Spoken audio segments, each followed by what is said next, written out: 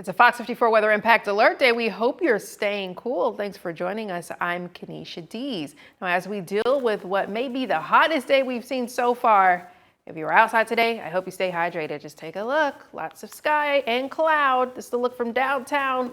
And construction going on. Wow, shout out to those construction workers because it was hot today. I'm joined now by Fox 54 Weather Impact Chief Meteorologist Jordan Dressman. As we mentioned, perhaps the hottest day this week and so far this month. I mean, it's only day 1 of July. How much longer are we dealing with this heat dome? As far as the extreme heat is concerned, like what we saw today, we're only going to talk about it for another couple of days or so. And then after that, it's just typical summertime heat across the Tennessee Valley, and it was incredibly hot this afternoon. The hottest day so far this week, this month, this season. This year, the Huntsville International Airport saw a high temperature of 99 degrees. But some of us have gotten a little bit of relief over the last couple of hours. We've seen some scattered showers and thunderstorms develop across the Tennessee Valley. Now this activity packing a bit of a punch. A couple of different severe thunderstorm warnings in place. This is going to be with us until 6:30 this evening. Again, these thunderstorms packing a bit of a punch, specifically along Highway 72, Limestone County, heading into Lauderdale County, northern Limestone County, northern Lauderdale County, Lexington getting some very heavy rain, probably some gusty winds, frequent thunder and lightning. The same in Rogersville, Elkmont, Athens. All those folks talking about some pockets of very heavy rain. If you're going to be going to the Trash Pandas game this evening, you still have some time to get there before the game starts. They are dry right now in Madison, and then there is one little thunderstorm there hanging out just north of Huntsville. Those of us that have seen rain have really seen the temperatures drop off. Those that have not seen rain, well, it's still hot. 97 degrees in Pulaski, 99 in Fayetteville, 94 in Scottsboro, but compare that to 76 right now in Huntsville. More rain and more heat are in the forecast. Thursday's a Fox 54 Weather Impact Alert Day. We'll talk about it in just a minute. Looking forward to it. Well, residents are asking questions after the Heritage Plantation's controversial goose removal plan took another turn. Now, residents and protesters are trying to find out what happened after hundreds of birds appeared to vanish overnight. Fox 54 told you protesters gathered outside the neighborhood last night in a final push to save the geese and call for humane alternatives. Less than 24 hours later, the geese are no longer here. Fox 54's Valentina Chalala is in Heritage Plantation with what we know so far. Less than 24 hours ago, this pond was filled with geese. Now the sounds of honking are gone, and here nothing but feathers remain. For many community members, the disappearance of the geese comes after days of emotional debate surrounding the HOA's decision to move forward with a euthanization plan. Protesters argued for humane alternatives and questioned whether other options could have been used. In a perfect world, I'd love to see these geese relocated. Wildlife biologist and former USDA employee Dana Johnson argues relocating the geese wouldn't have been a viable long-term solution because they had already established the area as their home. He adds Canada geese have strong homing instincts and would eventually return. They have great homing instincts. They're coming back. They just are. So you would have to take them 300 miles east or west, and that would put us in 2 other states pretty much. On top of that, if you could find a place that says, I'll take them, well, as soon as they're flighted, they're coming back.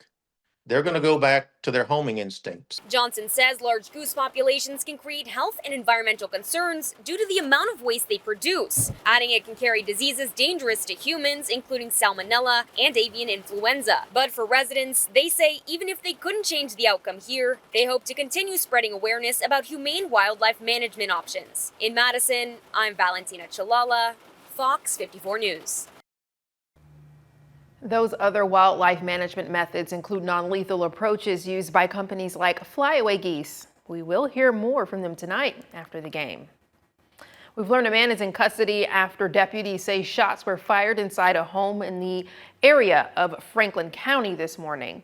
Investigators say James Bell fired a pistol multiple times inside the home and assaulted a victim. Bell has prior military training and multiple guns inside the home. Deputies attempted to get him to surrender peacefully before requesting assistance from the FBI, they say. During the investigation, 12 guns were seized and several rounds of ammunition, as you see here. Bell faces several charges, including aggravated assault, resisting arrest, and reckless endangerment. His bond is set at $300,000. A Scottsboro man is facing felony charges after police say he strangled a victim during a domestic violence incident. Audie Parkis, pictured here, was arrested last night after police responded to a home on Press Road where they say they found a victim with strangulation injuries.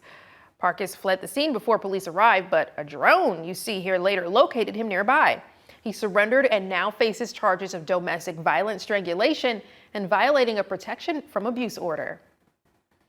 A police chase that started in Georgia ended when a driver crashed into Henniger Baptist Church in DeKalb County. Henniger police say the driver was driving more than 100 miles per hour, missed a curve, and crashed into the church's basement. You can see the extent of the damage there. The driver was taken to a hospital in Chattanooga for treatment. His condition unknown.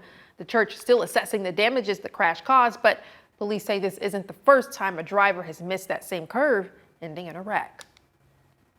Investigators believe a man accused of killing his girlfriend died of a heart attack while trying to dispose of her body. Authorities say Daniel Robbins strangled Jessica Folds before driving her body to the woods in Lynette. On June 10th, deputies found both bodies beside a pickup truck with its headlights still on and the driver's door open. Investigators say a drag path at the scene suggests Robbins was moving Folds' body when he suffered the fatal medical emergency. The man's ex-wife said he had a pre-existing heart condition. A Russellville man died today after an accident at a poultry farm in Lawrence County. County Coroner Scott Norwood says he was called to County Road 136 after reports of an incident involving a farming equipment. He identified the victim as Jehu Hester. Officials say Hester was in an accident with a chicken litter elevator. The death was ruled accidental, and the cause of death was listed as blunt force trauma. Florence City school leaders are voting on and discussing a proposed weapons detection system plan. Open gate weapons detection system is being considered by Superintendent Bill Hopkins Jr. for use at Florence middle and high schools. Several schools across North Alabama have taken up the detection system, including Huntsville City Schools. Fox 54 got the chance to speak with CHEA security expert Tom McDermott about how the system works and what to expect.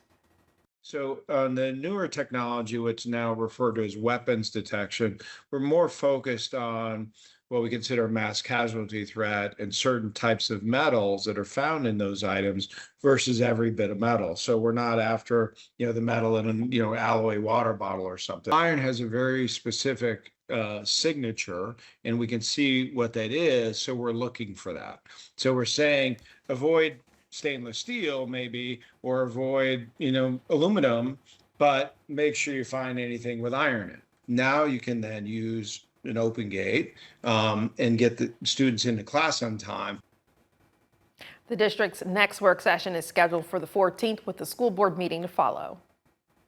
The clock has officially run out for unregistered short-term rental owners in Decatur, following a 90-day grace period designed to give property owners time to get permitted.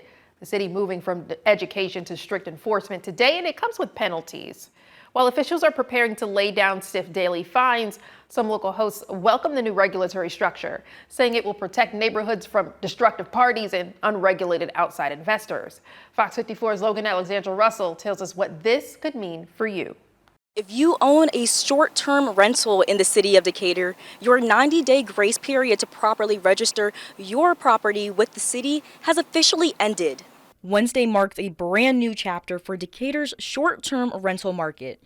The city's 3-month grace period has officially ended, placing unpermitted properties directly under the microscope. Today is the day that we gave grace period from April 1st till now, a 90-day grace period to July 1st, and now we'll start monitoring short-term rentals in the city of Decatur. So if there are any people, any residents that own short-term rentals and have not applied to get a permit, they must do so now because we're starting to monitoring and we might excise penalties. Under the ordinance, any property rented for fewer than 30 days must be registered with the city. Failing to comply can cost hosts up to $500 per day. But local real estate investors like Sammy Garrett say these rules are reassuring.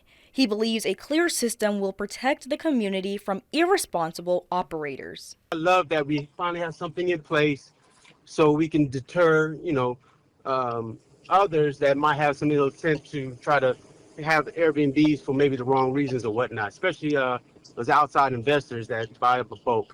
The Decatur Planning Department makes it very clear they don't want to eliminate the short-term rental market, which stretches the city's lodging capacity during crowded events like Rock the South. But with monitoring now fully underway, they say the window to operate under the radar is closed. In Decatur, Logan Alexandra Russell, Fox 54 News. The city's planning department advises all local operators who still need to file their portal registration to do so immediately. The necessary compliance checks and safety protocols can be viewed and downloaded on the City of Decatur's planning department website. We've learned tonight a Huntsville man filing a class action lawsuit against Huntsville Hospital Health System, alleging it failed to protect patient data in a major cyber attack. The lawsuit says unauthorized access began last January through a third-party electronic record system, but patients were not notified until last month. The complaint claims sensitive medical and personal information was exposed and accuses the hospital system of negligence and privacy violations. The case now pending in Madison County Circuit Court. If your family was approved for the CHOOSE Act, you can now access education savings account funding for the new school year. Governor Kay Ivey says more than 34,000 students were approved, totaling more than $174 million. Families should receive a welcome email from Class Wallet with instructions on how to use the funds for approved education expenses, including tuition and educational therapies. Applications for the 2027-28 school year will open January 2027. The body needs the ability to be hydrated, to stay hydrated, and then to rehydrate. You heard it from a doctor. Hydration will help during the scorching summer heat to avoid heat stroke and heat exhaustion. We explain what those are. Your Wellness Wednesday next. Atlanta, a hot spot this summer, not just because it's a host city for the World Cup games, but the summer heat itself. A look at how the city is handling the heat for tourists.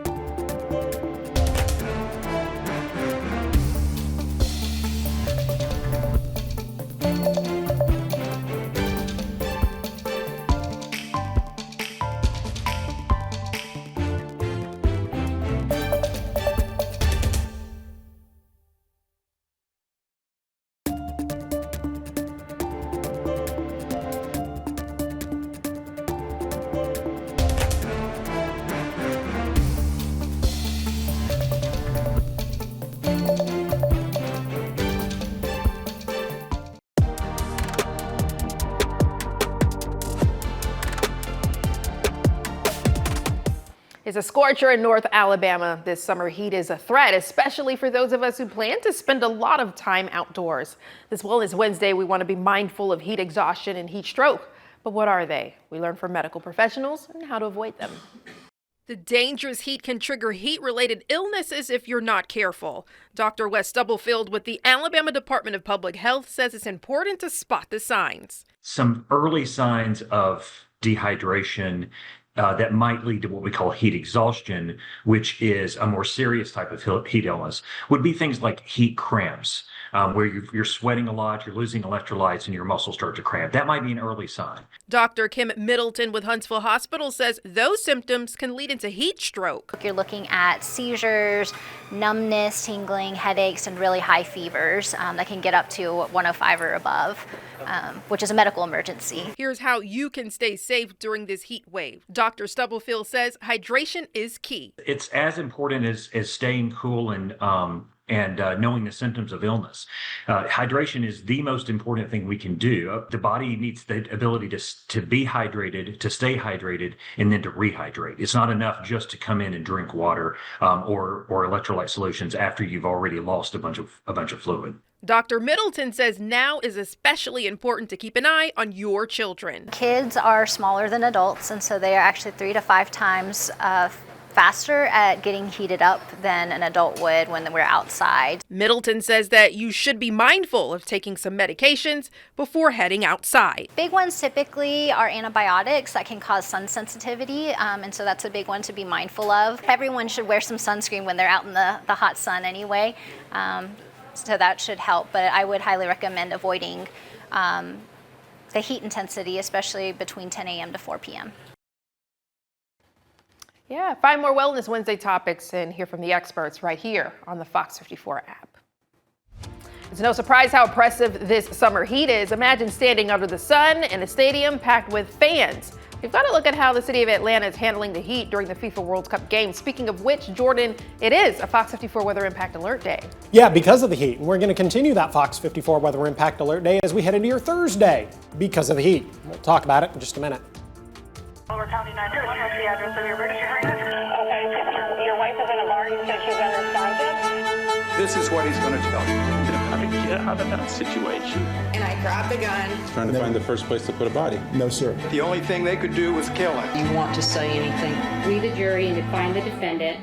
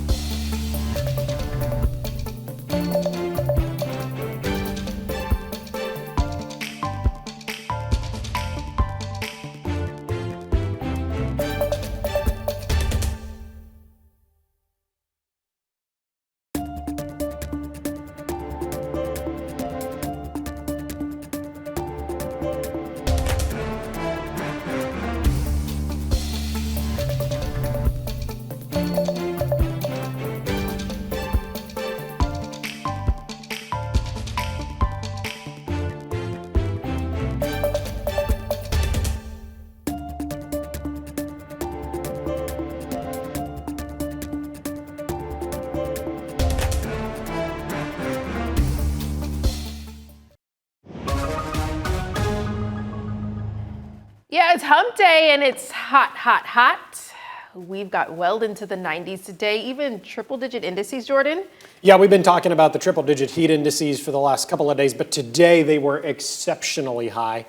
Did you spend any time outside today? Oh, no. Like that live video we just saw there, people Yeah. in their cars, that's the only time I was really outside, when I was in my car. You know, and that reminds me how very, very appreciative and grateful I am that to get into my car, I go into my garage. Same. And therefore, my car is not as hot as it could be. Yeah, things could be worse. It could be so much worse. It was incredibly warm this afternoon. The Huntsville International Airport saw a high temperature of exactly 99 degrees today. Our friends over in the Shoals saw a high temperature of 97. But we've been talking about a little bit of relief from the heat over the last couple of hours. That is coming by way of some scattered showers and thunderstorms. Some of that activity we're still talking about this evening. A couple of different severe thunderstorm warnings in play here. Some of that activity going to stick with us. The severe thunderstorm warnings, going to stick with us until 6:30 this evening. In general, this activity is kind of tracking to the west. Still talking about some heavier rain across Highway 72, but it is also beginning to move a little bit to the north. So the heaviest rain beginning to move out of Athens, beginning to move out of Rogersville, still moving through Lexington, kind of beginning to move out of Elkmont. Again, this activity gradually traveling to the west, and then a little bit up to the north, heading up into southern and middle Tennessee. We have seen one thunderstorm there develop kind of north Huntsville over the last 10 or 15 minutes. Kind of been watching that little thing pop up and try and develop here again over the last 10 or 15 minutes. We'll kind of see how it acts. I think it's going to become more difficult for this activity to sustain itself as we really begin to lose a lot of the daytime heating. Those of us that have seen rain have seen a significant drop in temperatures. Huntsville, for example, sitting at 76 degrees, Decatur sitting at 83, 85 in Florence, still in the 90s over in northeast Alabama, where they really haven't seen any rain. 92 right now in Scottsboro, and then 90 degrees right now in Albertville. A couple of scattered showers are going to remain possible as we head into Thursday, Friday, and then as we head into the 4th of July, but that activity is going to be much more isolated in nature, even compared to what we had today. Better opportunities for rain Sunday, Monday, and then through Tuesday and Wednesday of next week. Here's Futurecast at the lunch hour on Thursday. Isolated showers once again beginning to fire up across the area. Could get a couple of rumbles of thunder, very similar to what we had today. Some gusty winds are going to be possible as well. That activity will remain possible through Thursday evening, but it should begin to clear out through the overnight and then early into your Friday morning. We're starting Friday off quite nice. I bet many of you are going to be off on Friday. I believe July 4th is observed on Friday in the working world. Friday evening, once again, other opportunities for some isolated, widely scattered showers and thunderstorms begin to develop. That activity fizzles on out of here as we head into Saturday morning. Some incredibly isolated activity could develop as we head into Saturday afternoon. Heat indices have also really backed off for those of us that have seen rain, though in Fayetteville still feels like 108, still feels like 100 degrees right now over in Scottsboro. Thursday, once again, going to be a Fox 54 weather impact alert day, given the extreme heat warning that is still going to be in place. Heat advisory going to be in place until 7 p.m. on Friday. Heat indices tomorrow going to look very similar to what we saw today.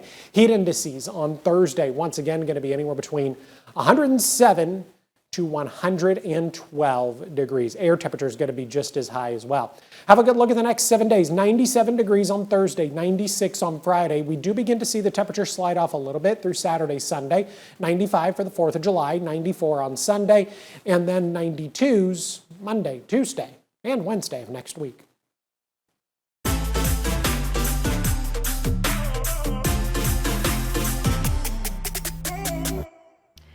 The FIFA Fan Fest in downtown Atlanta is expecting thousands of people to watch tonight's USA match in the World Cup knockout round. Temperatures in Georgia's capital city through the day expected to remain above 90 degrees with the heat index possibly reaching triple digits. To prevent heat-related medical emergencies, Atlanta fire and rescue officials are urging visitors to hydrate before they arrive to the event. We want you to start drinking water early. These heat-related illnesses can escalate very quickly, and we don't want anybody to end up being a casualty or being transported to the hospital. The 4 signs of heat illness are dizziness and lightheaded, headache, nausea and vomiting, confusion, fainting, and altered mental status. Please don't ignore any of those. Yeah, same tips apply here in the Tennessee Valley. The heat is taking over all parts of the South. Be safe while you cheer on America's team. Team USA set to take the pitch against Bosnia today at 7 p.m. at SoFi Stadium in a game you'll see right here on Fox 54. And you can watch at Mars Music Hall Rhythm on Monroe Rooftop, Timberlake League and Brooks Stovehouse, or Field Day with Huntsville City FC. Organizers say you'll want to arrive early with crowds expected at all locations. For a full list of watch parties, go to fox54.com. And we'll stay with the World Cup. Mo, what's up with Team USA? Well, they're getting ready for that big game over in San Francisco. I've got a final preview coming up next. Fox 54 Plus has your news, sports, and weather. Start your evening with Fox 54 at 5:30, delivering the latest headlines and live reports straight from the scene. Then stay informed with Fox 54 News at 9, featuring your Tennessee Valley certified most accurate weather impact team, tracking everything from tornado threats to traffic delays during severe weather. Fox 54 Sports Extra brings you more of what sports fans crave with deeper insights, expert analysis, and all the action that matters most. On Fox 54 Plus, you'll also find Alabama politics, plus 24/7 weather radar and real-time forecasts to keep you ahead of the storm. Looking for a quick recap? Don't miss Fox 54 Week in Review, highlighting the biggest stories of the week. Jumpstart your morning with Morning Rush. Fast-paced news updates, featured with uplifting stories from across the globe. Get your entertainment fix with Getting Real, where we break down movie reviews, top 10 lists, and spotlight the newest film. Die Hard fan? Locked On Sports dives deep into the Crimson Tide, the Tigers, college rivalries, and pro action. True crime warrior style? Killer Cases brings you gripping real-life stories that stick with you. Hungry for more? Cooking with Style serves up mouth-watering recipes that are easy to make and impossible to resist. From movie previews before you head to the theater with Take a Look to must-know headlines from across the region and around the world with In the News. Watch all of these shows on demand and also on the Fox 54 News app. Available on Android and iOS devices. Streaming 24/7.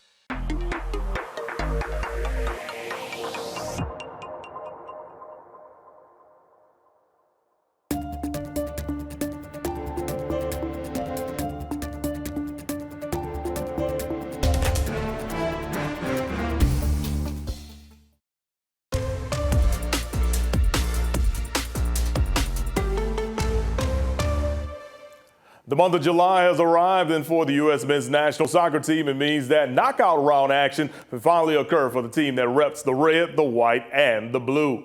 In less than an hour, Team USA will take the pitch at San Francisco's Bay Area Stadium against Bosnia and Herzegovina. Of course, this team will be a tough one to beat, as they were one of the best third-place finishers in the group stage. While the U.S. comes to this game as a favorite, they aren't underestimating their opponent. Veteran defender Tim Ream says they won't take this opponent lightly. We know they're a strong team, physical team. They've obviously qualified and made it through the group stages for a reason. So it's not a fluke that they've gone through the playoffs and knocked Italy out and made it through to the World Cup. So we'll have to pay attention in all aspects and all moments of the game. And set pieces will probably play a big part. But yeah, listen, at the end of the day, we have to worry about and take care of ourselves and do what we have to do to win the game and make it through. All right, pregame action continues right now over on Fox 54. Then the action on the pitch for tonight's game begins around 7 p.m. You can watch it live on Fox 54. Then tonight after the contest, we'll have highlights and a recap from out on the West Coast. All right, here's a look at your Nissan road to the World Cup Championship bracket. England advanced to the round of 16 with their victory today, and Belgium just knocked off Senegal in extra time, so they're off to the round of 16. And coming up tonight after the United States men's national team game, we'll have more of your top headlines from across the world of sports, including a big day in the NBA with some local and regional players. Kanisha. Yes, Mo, tonight on a late edition of Fox 54 News, a Huntsville man is taking legal action after a cyber attack exposed patient information, they claim. We hear from his attorney. And Huntsville Hospital's Comfort Dogs are getting a special night of appreciation. We'll meet the teams behind the Canines for Coping program and see the impact they're making across North Alabama. And the U.S. is taking on Bosnia in just a few minutes, and the Rocket City will be watching. We'll take you to local watch parties on the late edition of Fox 54 News. Before we let you go, over the weekend, people in Seaside, Oregon gathered to see hundreds of corgis take over the beach. In fact, more than 700 corgis were registered for this year's event. People and their lowrider dogs came from all over the country and even from down under in Australia. More than $25,000 was raised for Oregon Humane, and it wouldn't be a Corgi Beach takeover without a race. But this year's winner, a repeat champion, Crumpet is the name of the champ. And now, Jordan, I know you really like corgis. I think they're adorable. I even more so like a corgi when you can occasionally find one that actually still possesses its tail. Oh, yeah, because that's what they're known for. Right. Yes, not having a tail. So when you find one with a tail, I find those to be exceptionally cute. Though I have never heard them referred to, as you put it, low riding dog or whatever it is you said. Those are the dachshunds. I mean, yes, also those, which I think are kind of ugly. That's just my 2 cents. Cutest. Mo, do you want to weigh in on this? I'm just going to say I wish Queen Elizabeth was around to see this because I know she would love it. He makes a very valid point. All right, we'll see you tonight after the game.